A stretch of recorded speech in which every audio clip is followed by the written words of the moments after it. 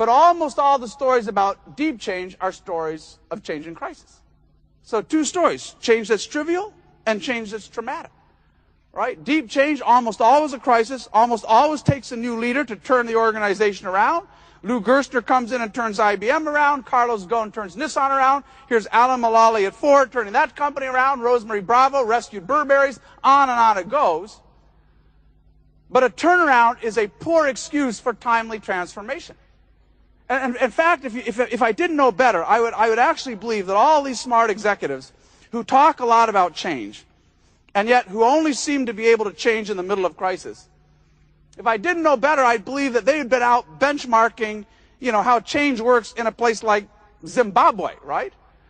Because that's how our organizations change, like a poorly governed third world dictatorship, where the pressures mount and mount and mount. Finally, there's a crisis. You depose the leader.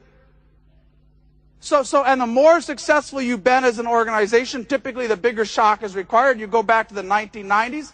You look at IBM, took a $14 billion swing in earnings for them to say, maybe we need to be a little bit less of a product company and a lot more of a services company.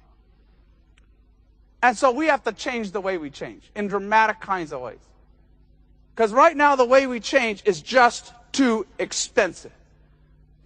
Deep change is exactly how it happens in a poorly governed country. It is infrequent, it is belated, and it is convulsive. Certainly we can do better than this. Here, whatever the industry, the reality is whatever industry you're in, we are no longer in the knowledge economy. We are now in the creative economy, and that's going to require some huge changes in how we think. There's a project right now underway at IBM to think about how do you apply Taylorist principles to knowledge work. How do you decompose knowledge work into standard units? How do you describe somebody's skills in a kind of a standard way so I can match working people kind of fluidly around the world, hand off tasks from one country to another country with no loss of efficiency? And one of the folks leading that project said this. He said, in any company, there are a lot of jobs that are commodities. Now, I think that's true, but I also think it's enormously regrettable. Right? I would hope that in your company there's not a single job that's a commodity job. Because that means it's not really creating any kind of true differentiated value. And the way you get rid of commodity jobs, the way you get rid of those things is not by outsourcing or offshoring. The way you get rid of them is by dramatically increasing the creative potential and capabilities of your own people. I think organizations, we've often made a mistake because we assume that commodity jobs are filled with commodity people. That uninspiring jobs must mean uninspired people. And the problem is that as we routinized work over the last 100 years, we routinized people as well, and we forgot the fact that they're still human beings with enormous creative potential.